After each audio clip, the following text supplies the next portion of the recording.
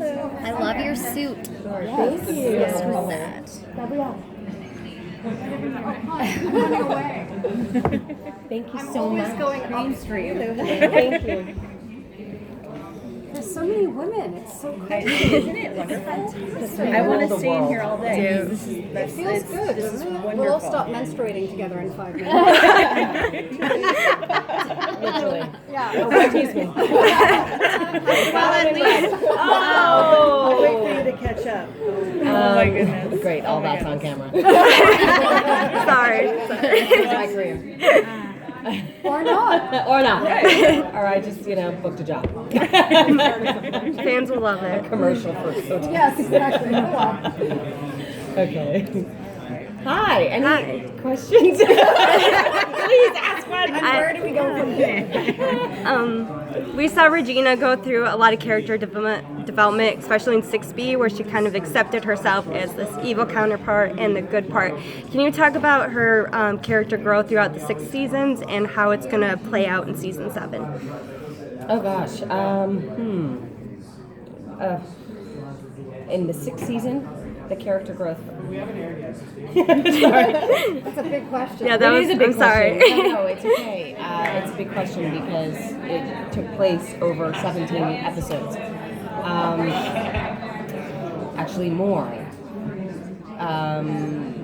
Where we left off at the end of season 5 is Regina basically took this potion where that split herself in two. So you had the evil queen and the hero Regina, and they were basically now in the same world and in season 6 and fighting against each other for a lot of episodes until episode 14, where it all came to a head. And Regina then realized, after their big giant sword fight battle, that the only way to really sort of calm the beast is to love and accept her. And so she embraced herself and embraced the darkness within her, and that's a very powerful message overall. I think the Huffington Post wrote an article that basically said that Regina's become this life coach, which I found hugely inspiring and very complimentary, and I can't take credit for it because I didn't write the episodes, but I think that the message is so important to be able to accept both your, the darkness within. And so what we saw is that these two women finally loved one another and accepted one another, and then the evil queen was then free to go find her happy ending, which she did. So moving into season 7, I don't know how much of this we're going to see. I feel like the evil queen might live in flashbacks. Probably live in flashbacks. I don't know how much of the evil queen in living in Wish Realm with Robin is going to surface in season 7.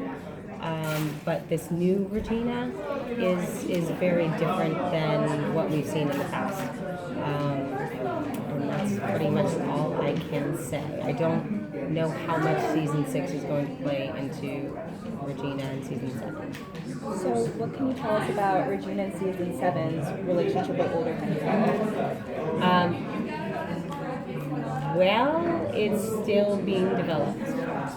And that's about all. I have a question for you, Gabrielle. Yes. What can you tell us about your relationship on the show? I know it's stepmother, stepdaughter, obviously, but with Adelaide Kane, and have you shot any scenes with her yet? Yes, Adelaide and I have worked together and had a tremendous amount of fun being despicable. She's a wonderful actress, Adelaide.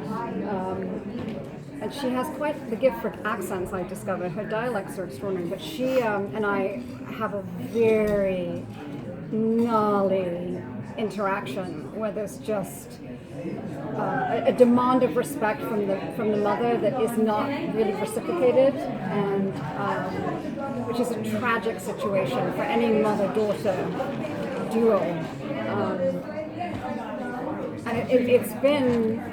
But this is so early on, and we're developing the relationship and the dynamic between the two of us. So it's such a fun place to be discovering little nuances and sort of character traits that I didn't even know existed when reading the script. Even when it starts to come alive in the imagination, once you're on set and you're actually interacting, it's a really wonderful process to be finding who we are as mother and daughter. And as a mother and two daughters, I have a son also, but my relationship with my girls is very intense. The fact that they're two Scorpios does not help the situation, but there's a rivalry from the minute they're born that I think is very unspoken often in families, because I would be considered such a dreadful mother to acknowledge it, but it's there.